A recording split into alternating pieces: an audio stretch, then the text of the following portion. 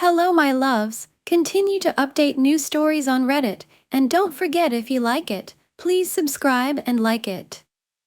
Now let's start new stories. Story: AITA for taking my mental struggles out on my boyfriend. I am 20 years old, have been with 20 years old my boyfriend for roughly 6 months. Our relationship has been great for the most part. He is an amazing partner to me. We've had our fair share of arguments and disagreements, but we tend to resolve them one way or another. I also struggle with some mental health issues, which can sometimes take a toll on our relationship. My boyfriend reassures me that I can come to him with my struggles, but I tend to find that he struggles to grasp the intensity of my emotions and how real my emotions feel for me. I have not seen a professional about these issues, and they have persisted throughout my childhood and into adulthood, so I've been handling them all on my own. I was grateful to find a support group that helped me get through these struggles, but I lost that shortly after my boyfriend entered my life due to unrelated drama. As a result, I find myself confiding in him a lot for emotional support. I don't have a great relationship with my family, so he's kind of the only person I have right now. Anyways, since we started dating, we have been calling or talking to each other every day or every other day. We make time for it by calling in our free time or staying up a little later at night. We usually hang out once a week, as our busy schedules don't allow us to meet more than that. However, over the past week, I had made multiple attempts every day to see if he is free to call, but he was always busy, typically playing Call of Duty with his friends. A few different nights, I tried to force myself to sleep early because he was busy staying up with his friends.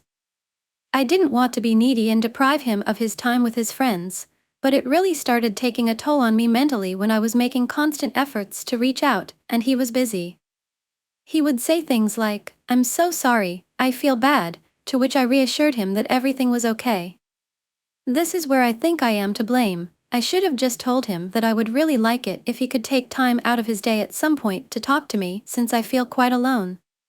One night, we did end up calling after multiple days of only talking somewhat over text, and I was not in a good state mentally. I felt very alone because I had no friends to turn to, and I expressed this to him. I opened up about some of my recent struggles and feelings unrelated to him, and his only solution so far has been to get stronger mentally. That statement has been said to me a lot by him in an attempt to help me, but it often feels invalidating to how overwhelming my struggles can be. I could tell that seeing me like this upset him, so he told me he needed time alone, and that's how our call ended. I started sobbing after the phone call because I felt like I was pushing him away from myself. The one time I was able to call him, he wanted to be left alone. Now, I'm confused about whether I messed up by placing certain expectations on him, that he will be able to support me through my struggles and would communicate with me on a daily basis. I'm having a hard time navigating this, as I know that my perspective is strongly driven by my emotions, and I don't want to burden my boyfriend in a way that inhibits him from living his life. Story: scared to talk to my previous employers about important documents. Hello. I am 27 years old, am a teacher and worked at this one particular institution for about 9 months. To tell you that the people there were scary is an understatement. When I first joined, all seemed normal. But gradually, I started to see a lot of stuff that really put my mind off working there. The only reason I continued was for the sake of my students. I completed the whole academic year and then left. Some behavior that made me uncomfortable was teachers talking behind the principal's back and then behaving so sweetly to her face. There was a lot of unpleasant gossip that went around. I, all the while, would just mind my own business, but if I did that, I was being antisocial, and if I'm talking to someone, I'm not doing my work. In general, there was a lot of conflict among the staff which I didn't want to be a part of but was dragged into. I couldn't trust anyone there and was constantly in survival mode. I was just under a lot of pressure. Within about 4 months of working there, I developed high BP issues. I visited the doctor and she had to take my BP reading twice to be sure that the machine wasn't acting up.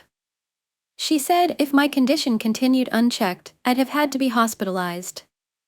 I couldn't sleep because of anxiety, as I would wake up in the middle of the night with sudden palpitations and cold sweats. I would pray to calm my nerves in the morning and mentally prepare myself that if I get yelled at, I shouldn't panic.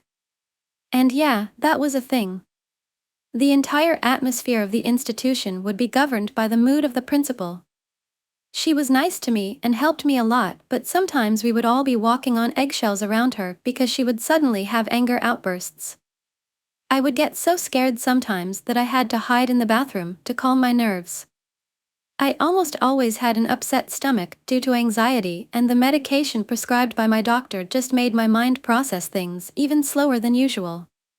I started forgetting things, making mistakes, and would get yelled at repeatedly. I just couldn't do it. Whenever I tried to talk to someone at home about how I was feeling, they would tell me to leave the job, which I knew I couldn't. They would talk to me as if I'm too sensitive or I'm being dramatic. But I wasn't. I just couldn't handle the mental gymnastics where I was scared to take any decision on my own for fear of being yelled at and reprimanded. I hate conflict. Loud voices give me anxiety. Screaming gives me anxiety. I couldn't explain how I was feeling because no one understood. Once, I had a full-blown anxiety meltdown in front of the staff at school and couldn't stop sobbing for an hour and a half. I was hyperventilating and couldn't even breathe. Sigh. Just typing this is making me tear up because though a year has passed, I still have vivid memories of it. After I left the job, I traveled to another city to take care of my grandfather, but now that I'm going back home, I'll need to ask this institution for my experience certificate and some money in my provident fund that I had to withdraw. And I don't even know how to get myself to go back there. I've been trying to hype myself up that I am no longer an employee there and they can't hurt me anymore, but just the thought of going back there gives me anxiety. I typed a lot to give you all context because no one takes me seriously when I say I am traumatized and think that I'm being dramatic and that getting anxiety over office politics is a stupid thing. Hell, I even gaslit myself into thinking I was being overly sensitive until a teacher who replaced me also left after a year. Story: my shitty parents are making my life become shit like theirs. I'm an 18-year-old female who has shitty, awful, narcissistic, emotionally absent, idiotic parents. They have done absolutely nothing for me within my 18 years of life except make my life a living hell. My biggest fear is becoming like them, and I feel like I'm at the beginning. A bit of info on them both: my dad is 60 years old, my mom is 57 years old, and they've been married for double-digit years. How many exactly? It's like in the 20-year range, I think. We all live together, only them two and I. I can't remember much, but all my life it seems they've always put themselves first for everything. They've never shown me any support or emotions or anything. They have never said they love me in my entire life. They have never expressed their feelings about anything ever. We don't talk about life or the past or the present or the future, nothing. When I do talk to them about anything, I show no expression. I even feel uncomfortable around them if I'm smiling too much. When I talk to them, I speak with a blank expression. They have seriously messed me up so bad, both emotionally and mentally. They have caused me to lose so many friendships, potential partners, because of my mental, emotional state caused by them. I feel I have been neglected all my life. Those two people were not meant to be parents because all they care about are themselves. My mom has 4 kids, but they all have different fathers. She did not raise any of them, except one, which is one of my half-brothers. I maybe speak like 2 sentences to whenever I actually see him. She would choose him over me any day. He's 25 years old and she literally does everything for him. She gives him money for food frequently, washes his clothes all the time, freaks out if he isn't answering his phone, visits him nearly every day. He lives elsewhere. It's very strange. I used to be really upset about it, how someone I call my mom could favor someone so much over their own daughter, but I don't care anymore because over time I have lost respect for her. My dad, on the other hand, has had 1 kid with someone else who he left, calls every now, then to pathetically ask to borrow money when he's in a rut. How sad. I'm the only child they've ever actually stayed to raise. These people were not meant to have children. I hate to bring it up because it's almost a forbidden topic to talk about with them, but their past is filled with nothing but criminal shit, narcotics, poverty. They have nothing going for themselves. Neither of them work or do anything. I wanted to mainly talk about how fucked up I am, but I have to tell you how I got to this point, which I feel is them to blame. Here at home it's nothing but pure misery, like jail, but worse. It's been nearly a month since school ended and I haven't been out of my home since. My last day of school was June 20th and it's now July 16th. Every single day since the 20th I have been in my room literally rotting and crying almost every single day. I'm almost certain I have clinical depression. I have considered going to a therapist. I even went to my doctor in May, who I haven't been to in nearly 2 years, and all they kept saying is how sad I look, how things get better, etc., etc. I have lost multiple pounds. I have zero friends, no one texts me at all, but that, I am used to because it's been like that for a while, so it doesn't bother me as much, but I do have people to text if I need to talk, but no one who cares if I were to drop dead today. Basically, I'm an only child, have been for years, so I'm very, very, very lonely. Not only am I lonely, but I'm just alone. I think about unaliving myself very often, but I could never do it 'cause I still have hope that things will get better and I will eventually live the life I want. It's summer, but when school was in my depression was at a peak I feel, I had an F in every single class. I just had zero motivation. I just couldn't bring myself to do any work 'cause I didn't see a point. I hardly looked at my grades 'cause they would still be Fs. Last time I checked my GPA before school ended and it was in the 0 range. I'm not an idiot, I knew how to do all the work, I just couldn't bring myself to do it, couldn't figure out why. I have always been depressed for years and it's just gotten significantly worse over time. The only reason I would go to school was to socialize, I never did the work. What I'm going to do with my life. It's so bad. Everything is bad. This isn't even all of it, it's so much more to say. My home is misery, it's dreary, dull, depressing. My mom leaves home every day for hours to stroll town, get groceries, stuff 'cause being here depresses her and I understand. My dad sits around all day sleeping, staring at television or in his phone arguing with a scam caller or doing paperwork ABT who knows what. He doesn't want to work 'cause no one else is doing anything, he didn't say that but and my mom has never worked and I have been trying to get a job so I can get out this misery home and not be broke all the time. I would not wish these two people as parents on my worst enemy. When PPL my age mention kids, how they want to have them, I always say how I would never 'cause I hate them so much. But the truth is, I'm just scared I would fuck them up as bad as my parents did to me.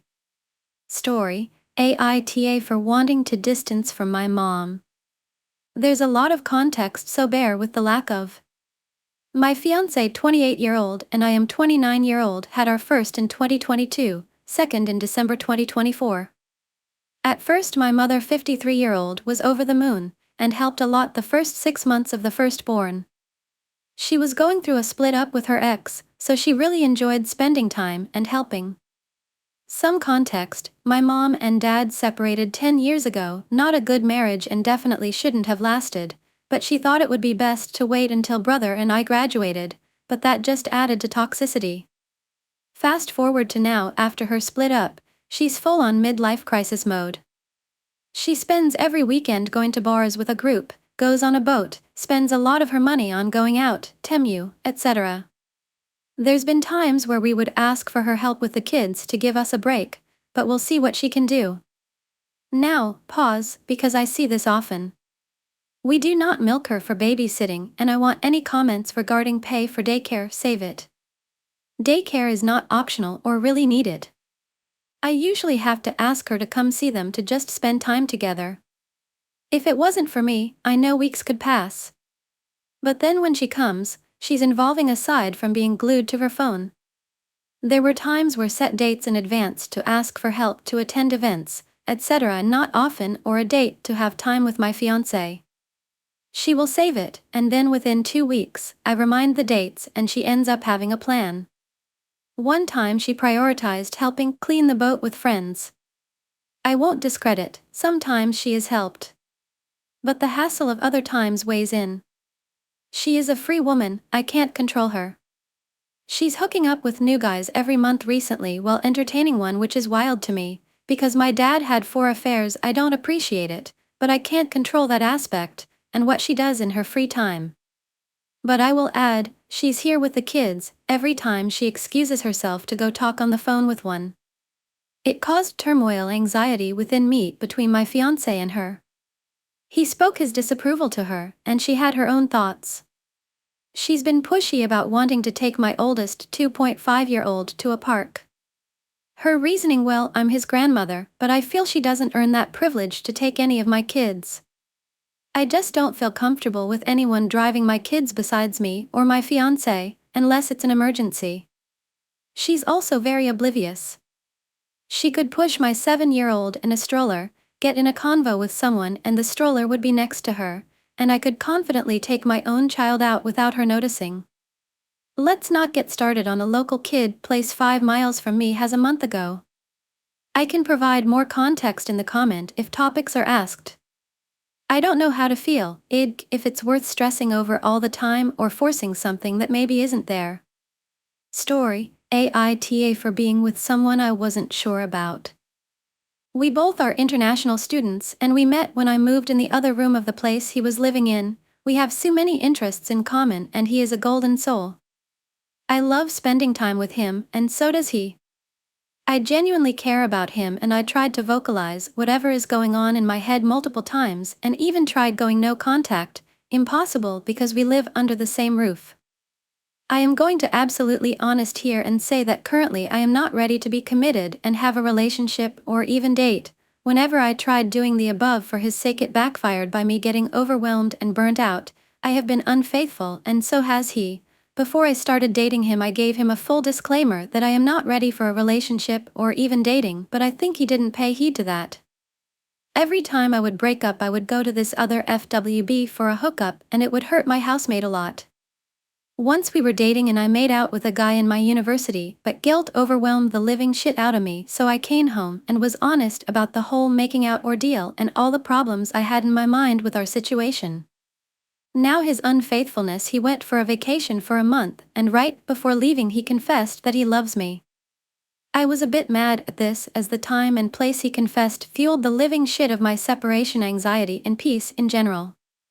I was mad at him for 3 or 4 days and then things kinda settled. We would talk regularly on call and nothing seemed off.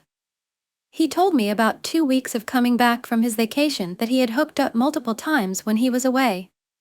Even though I had also cheated, I told him not to expect absolute loyalty, as currently I am not that person, even though I want to be a loyal person forward in my life, but I also told him that he will get unparalleled honesty from my side irrespective of whatever happens. Now the thing which bugs me is that he hit it with such precision and acted like everything was normal. We both have taken care of each other when the other wasn't in a good space. Every time I talk about him cheating, he brings up my past hookups, logically fair enough, and that shuts me up in the moment, but still my mind isn't at peace with it. He then told me why he cheated. His actual words were, "It got me free dental treatment." I was just shook. After processing this statement of his, I asked him, "So you basically somewhat prostituted yourself after you told me you love me?" He took offense at the prostitution statement and totally flipped it on me. I apologized and didn't talk about it again. Him being so caring and loving all the time and still ending up doing this really caught me off guard and hurt me real bad. He gets really messed up whenever I form healthy distance for my sake, as he has formed a sense of being codependent on me emotionally and physically. He comes home and I sometimes make him something to eat and I like taking care of him at times, but when I need to clear my head and have some space and time for myself, he absolutely loses it, keeps taking the blame on himself, and I have to go back to that nurturing role to regulate him. I really want to get out of this situation, but I cannot move out as I have landed a job very close to where I live.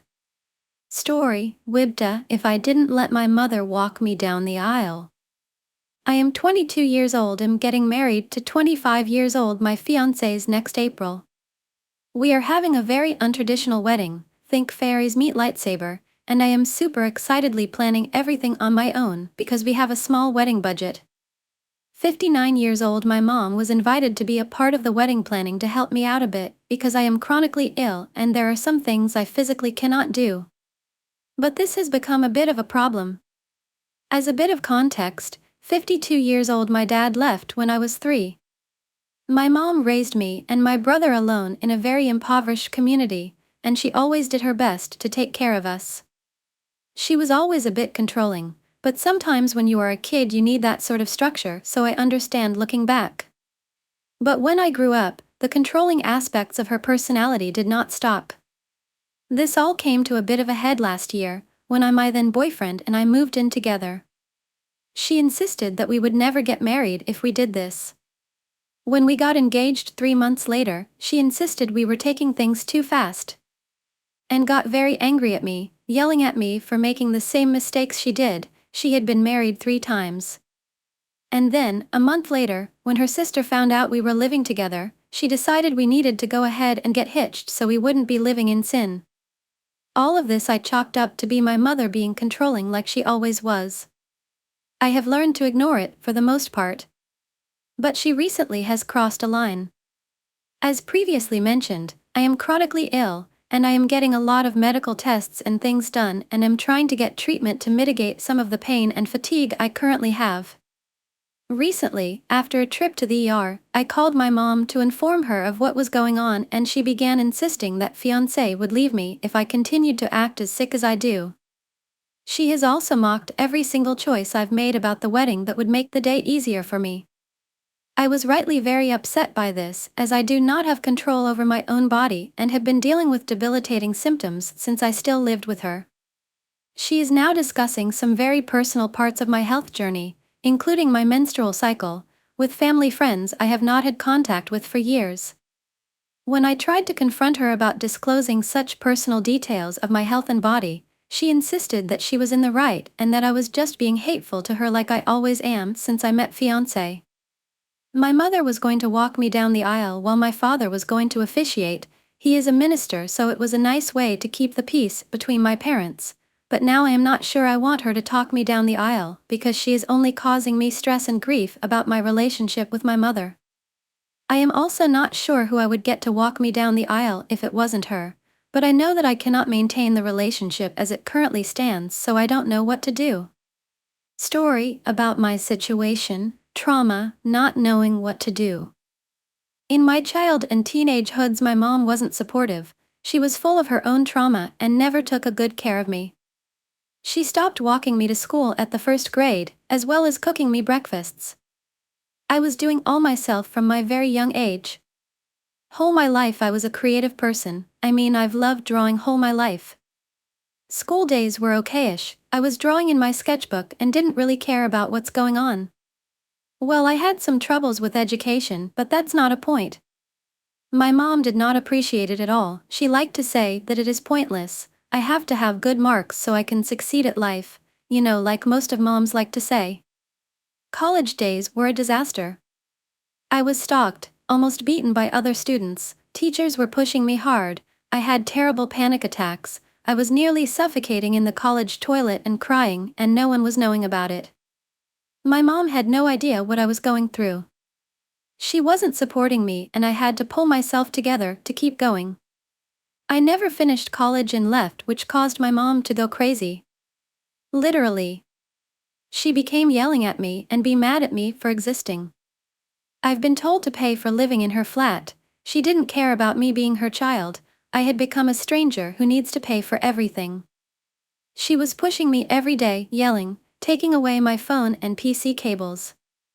Meantime, I tried the hardest to draw and make something from commissions, but it all were going to my mom's wallet costs I have to pay for being here. 3 years passed, I was earning my hardest to afford one surgery that changed my life. Meanwhile, my mom was visiting psychologist and it seemed that she became better. We could chat without anger, she accepted me and was as respectful as she could.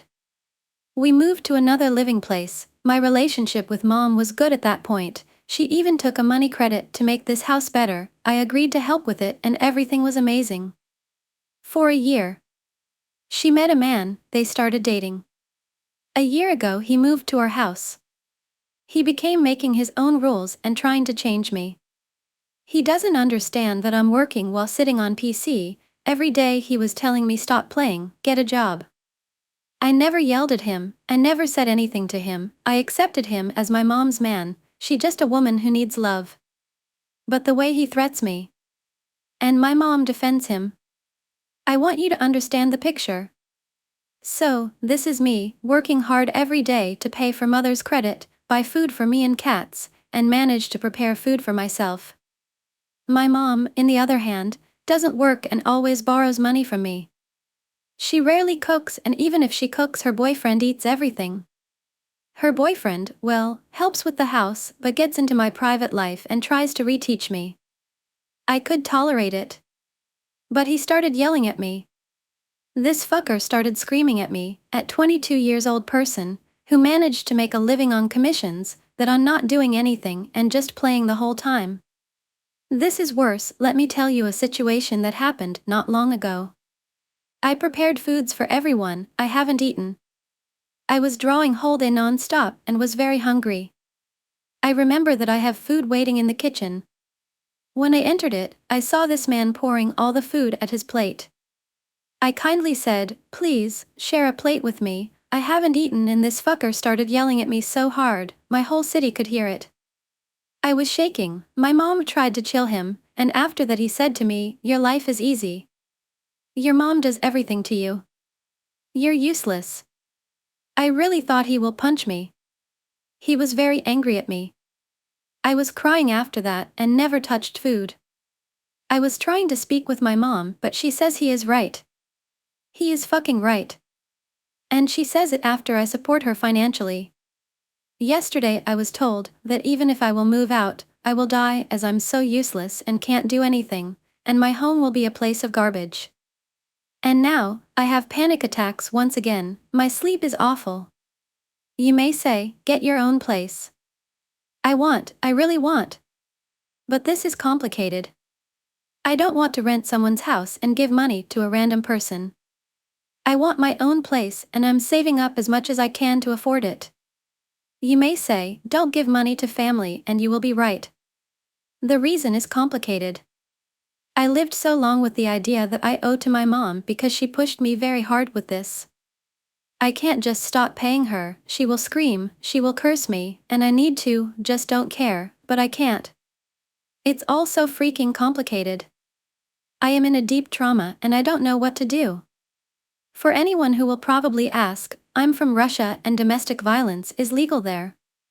I can't go to the police as they will never even take a peek at my situation. And I don't have any IRL friends. So I can't even go anywhere else. Story, AITA for saying being a stay-at-home wife is a job. I, 25-year-old, was talking to my boyfriend, 26-year-old, about how I've been feeling drained lately because I feel like I do everything around the house. I work a full-time job Monday through Friday 9 to 5 and often work overtime. I also have a very small business on the side which brings in some extra money every now and then. I live with my boyfriend and he works a full-time job overnight, also with overtime. He expects me to cook, clean, grocery shop, and do everything in between on top of working full-time. When I explained that it's draining, he says he gets it and he helps out sometimes. Most of the time though, it's still all up to me to figure out how I feel and get everything done. Lately I've gotten past the point of being drained and moved into full-blown exhaustion. I agreed that I could take full-time care of the house and other tasks if I didn't need to work, but because I do, I expect more help around the house and he feels like it's not his job as the man. I can admit that I have let the condition of the house spiral a bit because of my exhaustion and feeling unsupported. He feels like as a woman, I should want to take care of everything. He thinks exhaustion is understandable for like a week but not long-term. He thinks because my job is hybrid, that I have time when I'm working from home to do odd tasks around the house, and he won't admit to downplaying my job and saying it's easy just because it can be done at home. I feel like he doesn't want to understand how I feel because he wants to be right. I feel like as partners he should want to help more. I pay bills just like he does. I go out and work full-time just like he does. He should be able to cook and clean and grocery shop like me. He suggested me just cleaning up after myself to make it fair, but he doesn't realize how much of a mess he makes on his own. I'm uncertain of what else to say. In our last discussion, he advised me to speak with a married woman to understand if being a stay-at-home wife can be considered employment, as he could not explain it as a man. Married women, what are your thoughts? Am I wrong in believing that being a stay-at-home wife is a job? Am I the asshole? Is it fair for me to work full-time and handle the majority, if not all, of the chores with little to no assistance? Story, AITA for communicating my needs and standing up for myself. I am 23 years old, have been with 24 years old my girlfriend for 1 year now. The last few months we had multiple fights, about one fight every 4 to 6 weeks, and they have been getting more intense. What makes matters worse is that she shuts down when she's mad, sad, and distances herself from me. She's also a poor texter, which I got used to, but it creates potential for fights over text. I am the exact opposite. I want to solve the issue as quickly as possible and always do my best to communicate effectively so that fights can be prevented. Ultimately, it's the same topics that cause our fights. We both feel misunderstood by the other person. Our last and worst fight yet happened last week, just days after our 1 year anniversary. My girlfriend had posted an IG story that day, of a concert she went to. I saw the story and was a little surprised. She had not mentioned the concert. I messaged her asking when she was there and why she didn't tell me about it. She responded defensively that she had told me about the concert a while ago and that I didn't seem interested, so she didn't bring it up again. Then I remembered. She told me about a concert, but that was a few weeks ago, so it was not on my mind anymore. After asking some more questions, she told me that her other colleagues had cancelled last minute and it was just her and Zoe, her best friend, colleague, ex-fling. This felt like a total slap in the face. Before we met, they had a fling, even though Zoe claims she is straight. Whenever we talk about it now, my GF acts as though it was a pure act of boredom, but I know that my GF had feelings for this girl and wanted more from her, at least back then. Their fling only ended about 1 to 2 weeks into our dating phase. I try my best to just not think about it, but in reality it hurts me that she is still friends with her. I have only had 2 brief encounters with Zoe, and from everything I know about her, I just really dislike her. Still, I have offered to get to know her and even invited her to my GF birthday. She agreed, then cancelled, which neither of them have taken me up on. I just wanted to understand their dynamic better so that I could be more accepting. The last time I brought up that we never got together, my GF said that she thinks it would be uncomfortable for Zoe and that maybe it wouldn't make me understand their dynamic, but rather it could make things worse because I don't understand their inside jokes. I'm NGL, this was a major red flag for me. To get back to the origin of our fight, I had told her that I would appreciate it if next time she could just tell me when she is going out at night so I can first of all wish her a fun evening and or check on her if she got home okay, but also I kind of expected her to tell me that she ended up going only with Zoe instead. I phrased my issue just like that and kindly asked her to communicate it better next time. She told me that she didn't want to tell me about it, because she thought it would just be better to not mention Zoe to me whenever she can avoid it. Things quickly escalated. I think I just kind of got trigger finger and asked more questions. She started getting more and more defensive until we both took on a standoffish tone. Her tone even went so far as telling me to fuck off and get my stuff, etc. When I communicate with her about issues like this, it apparently makes her feel like everything she does is wrong. She also said that instead of addressing issues she has with me, she keeps her mouth shut to keep harmony in the relationship. Long story short, I only realized a few days later how much her behavior really hurt me. The tone of her texts, the anger, the complete lack of acknowledgement regarding my feelings.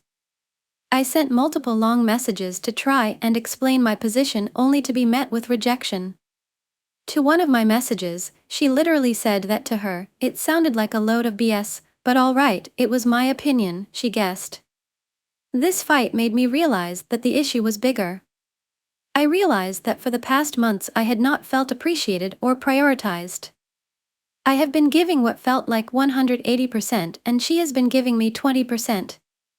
And even when I first realized that she stopped doing romantic things for me like writing notes, giving little gifts, planning dates, I have addressed it with her months ago. At least 2 times. Her defense was that she was in an antisocial phase and just didn't want to deal with big crowds and people. I accepted this and just reminded her that our dates don't have to take place in busy areas. What takes the cake and just felt like a stab is that during our fight she at one point said to me that she had 2 more concerts in September and October that she was also going to with Zoe and the colleagues, if they even come, so she can go on 3 concerts in 3 months but can't plan a single date with me because she hates people in crowds? This past weekend we spoke about our relationship dynamic once more and I brought up the major imbalances that I noticed. She finally said that she does understand my needs and just needed time to process. She even cried and said that she doesn't want to lose me. She says she is just so busy and overwhelmed with work and her family life. I feel like I was patient for so long. The decline started 4 months ago. I even pointed out ways in which she could show her affection that didn't take up a lot of time or money, but even those things she didn't do. Now I am just waiting to see if she actually takes initiative and caters more towards my needs. The past few days have not shown much of a change and she is going away soon. This week she will be on a work-related trip, which is the same trip that happened last year where she made out with Zoe for the last time. It all has a bad aftertaste. On the 29th she is going on a family vacation for 10 days. Am I the asshole for communicating my needs and standing up for myself? Story, AITA for considering leaving my husband because he wants to get rid of my pets. My husband, 32 years old, and I am 30 years old, have been married for 6 years. We have a 4-year-old kid together, but we have been living like roommates ever since she was born. When we first met I had 3 cats and a dog and he seemed to love them and would even buy them treats to give them when he came over. Now he hates them. A few years ago, with a heavy heart, I gave one of my cats to a friend, and my parents took my dog for 2 years to relieve some stress for us as we had just given birth. After 2 years, they wanted to give her back, which I don't mind because I love her so much, but my husband is very unhappy about. He always complains about how much buying them wet food costs and he keeps saying, "Promise me you'll only give them one a day," but one of my cats has hardly any teeth so he has to eat only wet food. And wet food isn't even that expensive. We're paying about $10 a week for cat food. But he's stressing so much about trying to buy a house, which is impossible RN, so I understand he's stressed about money. We both work, but he owns a business and works 7 days a week because he's so stressed about money. We've been wanting to have another child, don't know how that would happen considering we've only slept together once since our 4-year-old was born. He says he's too stressed to think about sex, but he said his deal is we can't have another baby until I get rid of 2 pets who are like family to me. I'm afraid we will never agree on this subject. He will never be happy while we have pets and I'll never want to give them up. It's been causing so much trouble. We fight constantly and I feel like I've been living in a loveless marriage for 4 years. He claims everything he does is for us and that's why he works so hard and that's how he shows his love. We make enough money to live comfortably and not want for anything. We also have $70,000 in stock, but this is still not enough to be able to afford a house in the area we are living now. My 2 cats are rescues and one clearly has a trauma background and is very scared and skittish. He scares them on purpose and whacks them and wakes them up whenever he walks past, and I've begged him to stop for years, but he still bothers them all the time. He also has asthma, but his main issue is not pet hair, it's that he's working too much and not getting enough rest and is overweight. There is also no cat hair in the room he sleeps in. Yes, we sleep in separate rooms because of his work schedule, because there are no pets allowed in his room, so the pet hair isn't really an issue. Story, AITA for being mad when my fiancé doesn't try to satisfy my fantasies. I am 32 years old, have been in this relationship with 32 years old my fiancés for almost 2 years. I know the title sounds crappy, but bear with me. When I first met her she was extremely sexual, I mean sending me pictures of her and her kink life, doing things with other men, role-playing, etc. I for one was never able to dabble in that. I am not cis and grew up very traditional, probably doesn't matter, but for the story's sake. I was okay with it, and still am, but I was under the impression she was very sexual by nature. I was not, so I figured, perfect, we can explore together. 2 years in and now we live together. We've talked about our turn-ons etc., but we've fallen into this weird phase where depending on my hormones I feel very submissive. Not I'll wear women's clothing etc., but my love language is acts of service. I see her as my queen, it makes sense and turns me on to do as she says etc. I do everything around the house. I cook, clean, laundry. I make her dinners and make sure when she gets home from work everything, and I mean everything is taken care of. I work from home and find time not a big deal. I grew up very independent and love to help where I can. I guess my issue is that I've relayed to her that I would love to have more time with her and maybe exploring a more intimate part of it. A more kinky side, if you will, where I maybe have to ask for permission for certain things and she denies me etc. Nothing crazy, just you can't do this till this is done type of things. We've talked about it, she says she's into it, she says she wants to try it, but it never happens. At this point I'm tired of asking for it. She's going to school and building her business, so I understand she is short of time and I try to bring it up on her off days, but instead she's on her phone or decides to go to bed early. I get it, she's tired, don't get me wrong, but there's times where I am tired and still make an effort. I feel dumb mentioning this over and over, only reason I do is because she says she's into it, but her actions don't match her words. For we talked about doing some intimate stuff tonight and I expected her to take the lead as I have mentioned, but instead she said she was going to bed, and when I went up to bed 10 minutes later she was asleep and disregarded me. I love her, I just wish she would live up to her words or tell me the truth off the bat. Story: AITA for breaking up my business relationship with the girlfriend of my boyfriend's best friend. Hey everyone! I need to share something that's been bothering me for 5 months now. I'm 25-year-old and my boyfriend is 28-year-old, and we've been dating for about 2 years. Early in our relationship, I became close with his best friend's girlfriend. We bonded over our shared love for sewing and even discussed starting a business together. Despite our busy schedules, we made time to meet and work on our project at my place. I live by myself and she lives with her entire family. It was a dream for both of us, and she pushed me to pursue it. Our boyfriends would hang out while we worked, and everything seemed perfect. We even talked about buying sewing machines and renting an office together. Around February, during a virtual meeting with her to discuss a new project we had, I found out she bought the machine without telling me. I was heartbroken, not because she got it, but because she didn't share the news with me. I told my boyfriend, and he was shocked too. As we continued working on a new project, I realized I was doing most of the work. I had a blackout at my apartment for about 12 days, and she didn't offer any help. This made me realize our responsibilities were absurdly unbalanced. Feeling burned out, I told her I might not continue with the project. Her response was dismissive, and I was shocked since she knew how much this meant to me. I decided to end the business partnership after we finalized the project, but was worried about its impact on my relationships. I explained my reasons to her for ending the partnership, emphasizing the need for honesty about our main job workloads and proper delegation so we could make it work.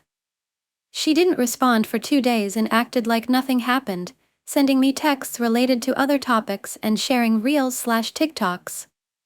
On my boyfriend's birthday, she acted like everything was fine. I was extremely uncomfortable and confused about why she couldn't address my concerns. The day after the party, she finally sent me a proposal to be partners, but by then, I was done. I told her I didn't have time for our project and suggested we might collaborate in the future. She stopped all communication except to ask for our social media passwords. She went on a trip for 3 months. During that time, my social media presence grew significantly. I noticed she muted my account and didn't see my IG story, which is when my discomfort started. Why would she do that? And I also feel like she's influenced other girls in my boyfriend's group.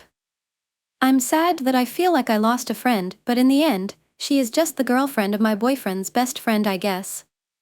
The current tension is affecting my relationship with my boyfriend since we, of course, will be seeing each other now that they are back from the trip. I honestly have been feeling like I don't want to hang out with the group, but they are my boyfriend's best friends and the only group of friends we hang out with. My boyfriend understands the situation, but he thinks I'm assuming there's beef between us since nothing concrete happened. Story: AITA for lying to my boyfriend saying I was OTP with my friends, but instead I was OTP with my ex. My boyfriend, Fred, not his real name, and I have been dating for a month now.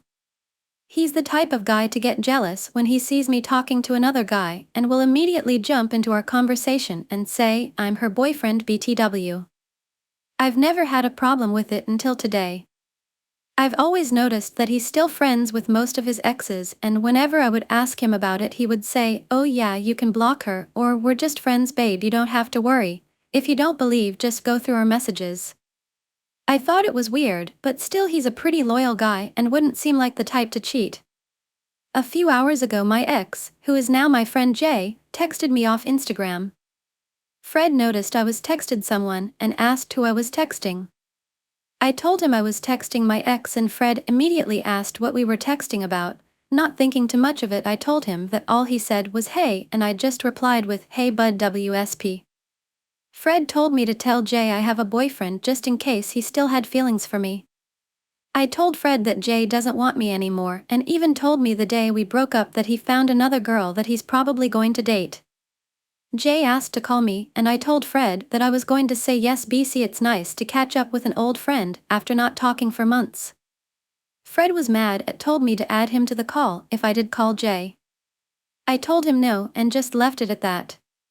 Few minutes go by and Jay calls me. I wanted to answer the call, so I told Fred my mom's calling, hold on, then hung up and answered the call with Jay. Not even 5 minutes into the call Fred texts me saying it better be your mom. I quickly texted back yes it is, she's worried about my stepdad. And kept talking to Jay. For context on what me and Jay were talking about, we were just talking about how our life's going and what did this summer.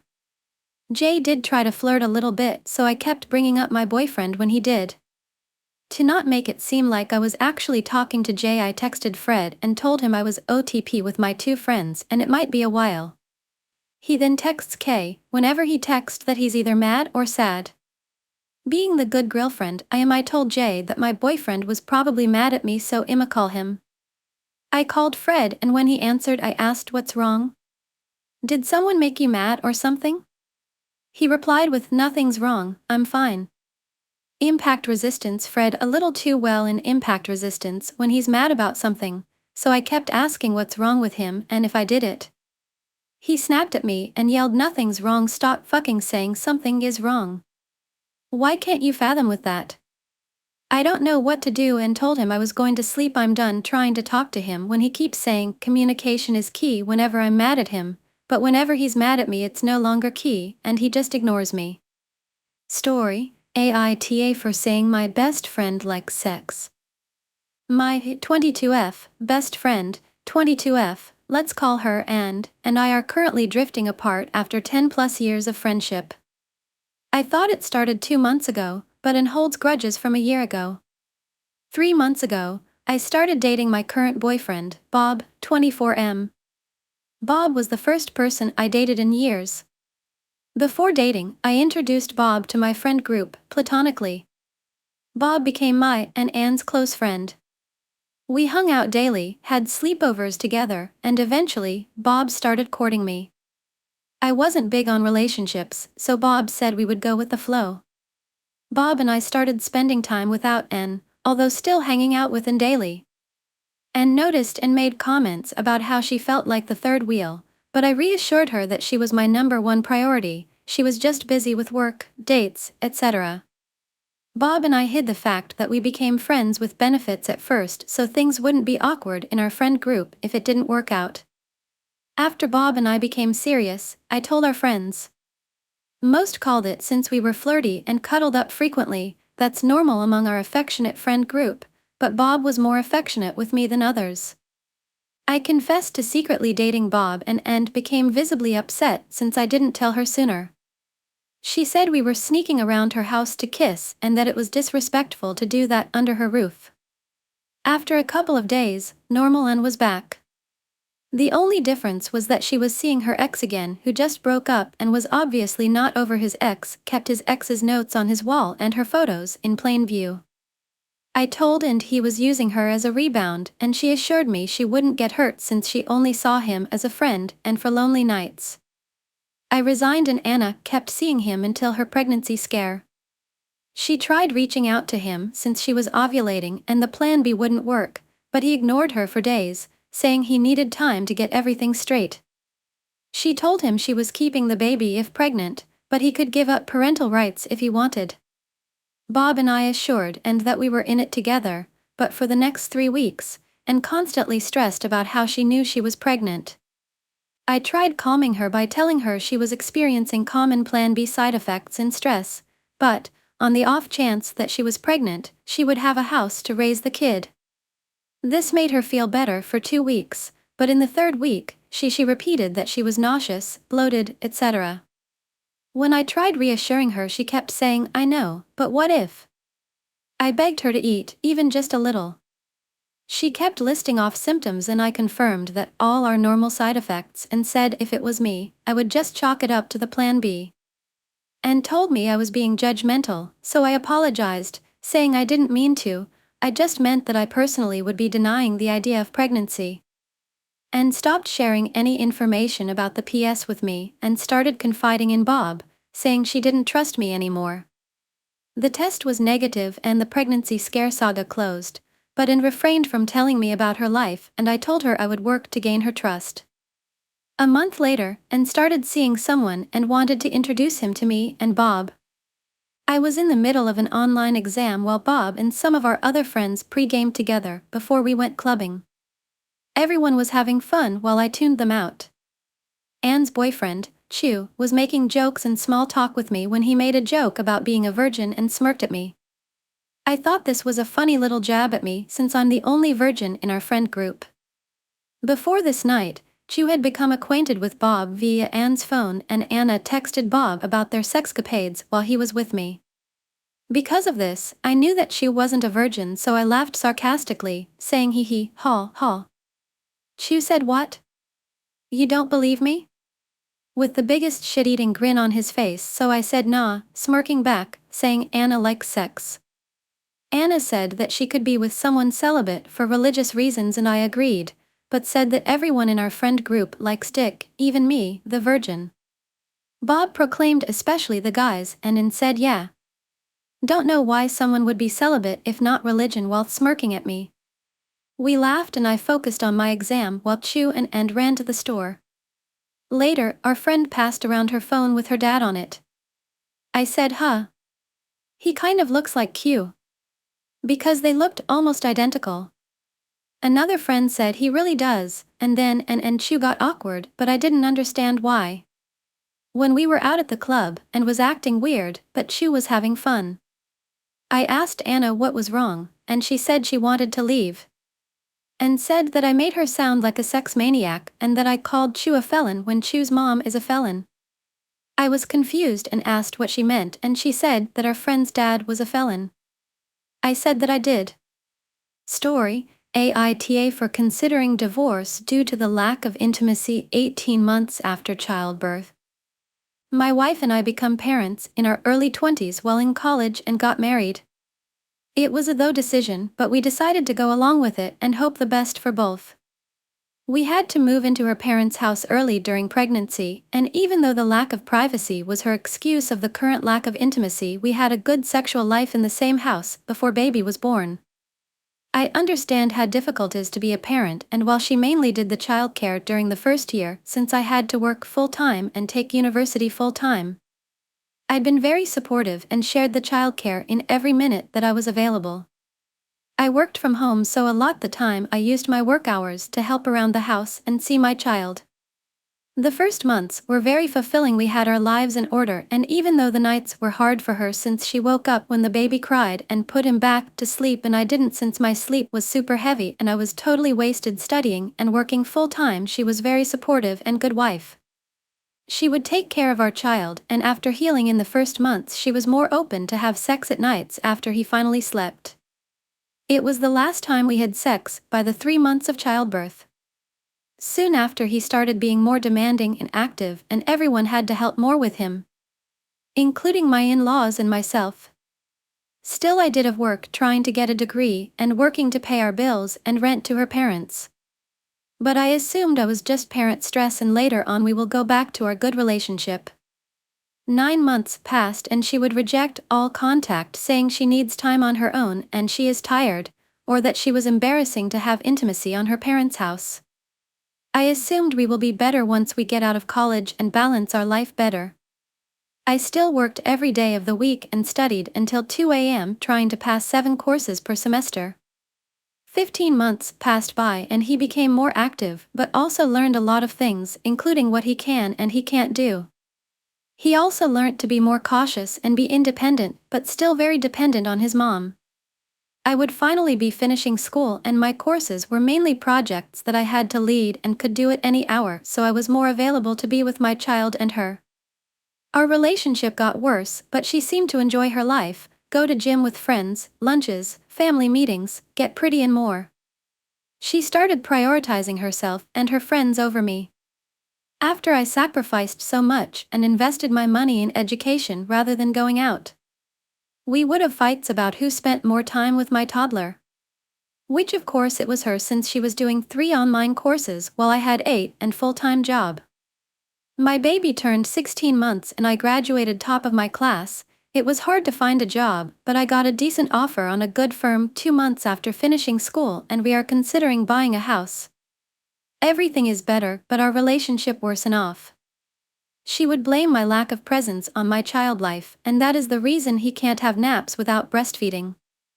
We haven't had sex ever since he was 3 months.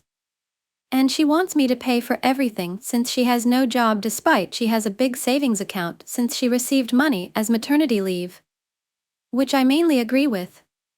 I am considering divorce due to her lack of interest on the relationship. We only talk a few times a day to talk about my child and she refuses to try having sex anytime we have time for both. She spends all free time in her phone talking to her girl best friend and watching TikTok. My baby started childcare and he is doing great and having fun with teachers and other babies. Although he does half days since he can't nap without breastfeeding. My wife won't text me anytime or try to spend time together and she always have somewhere to go or something to do. She prioritizes her family and friends over me, I am okay with, but the lack of interest makes me doubt about maintain her and buying a house together that I will mainly pay for the upcoming years.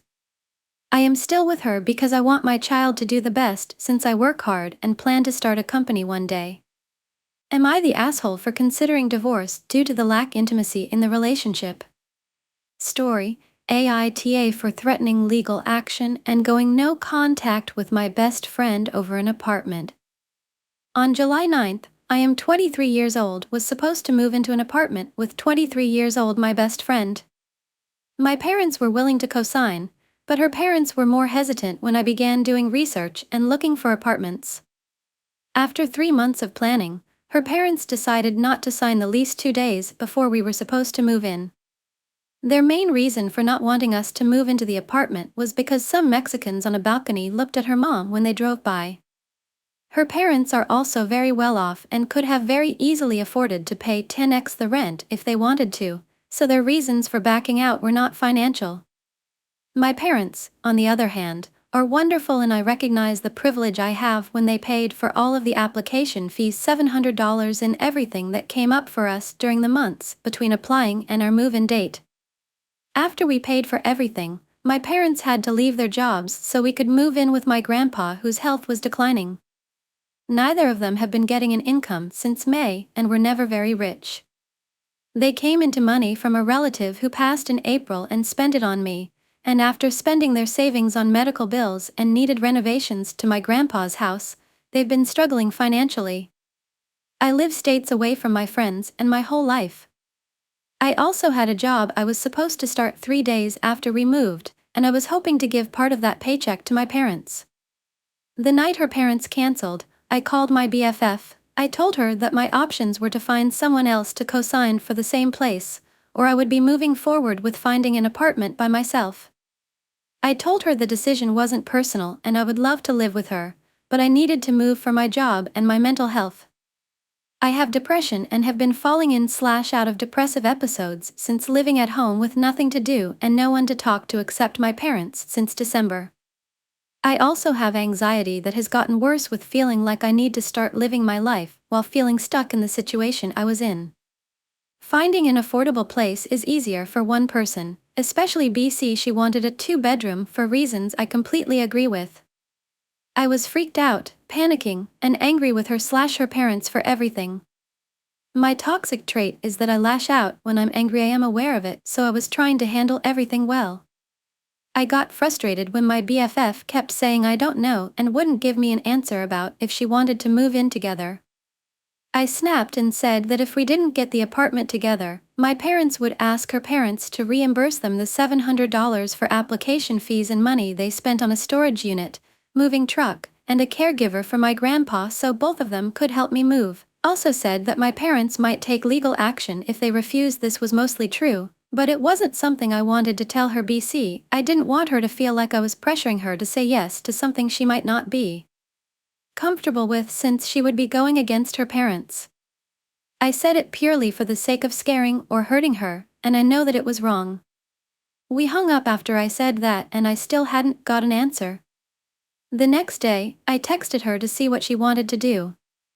I was still angry with her, but we had fights before and we always worked it out, so I knew it would be fine, but we needed to figure out apartment stuff first since it was so time sensitive. While I waited 2 to 3 hours for her to message me, I figured everything out with the complex, but I needed her agreement by noon so the complex could start the paperwork so we could still move in at the same time. I knew she was at work, but I knew the manager and knew it would be fine if I called. When she answered, I apologized for calling her at work, but I needed her final answer. She, again, didn't give me a straight answer and just kept saying, "I'm at work," over and over again. I told her it was time sensitive and I couldn't wait until she was done at 4 p.m. She eventually told me that she no longer wanted to live with me. BC. I broke her trust by saying her parents needed to reimburse mine for all costs when her parents never agreed to that in the first place. So, it was unfair to expect them to pay for everything even though they were the ones backing out of an agreement that my parents funded for both of us out of good faith. In response, I told her that I didn't fully understand her reasoning and was confused by how asking for reimbursement was breaking her trust. She couldn't answer. So, I told her I was too angry to be able to have this conversation at that time. As I said before, I unreasonably lash out when I'm angry and sometimes the best thing for me to do is take a step back. I would have been fine if she said no. BC. She couldn't go against her parents, but when she said that, I just felt like she was being selfish and unfair. I asked her not to contact me and that I would reach out to her when I was ready and I blocked her. I am extremely pissed off at her still and know that if I tried to have a conversation about any of this with her right now and she didn't apologize, I would lose my shit. I feel like all my plans, hopes I had for 6 months were thrown away literally a day before they were going to come true by a person I trusted more than anyone. Some people think I should get over it and hear her side, but I don't think I'm ready to. I love her and I grieve not talking to her, but I'm trying to figure out who I can stay with so I can work, reaching out to people searching for roommates, and I just found out my grandpa is dying and probably won't make it to the end of the week. I know her life isn't the easiest, but it's hard for me not to resent her when I feel like everything is going to shit. She didn't seem to care about my life when we called, so why should I care about her right now when everything feels so unstable? Bye and see you again in the next videos and stories.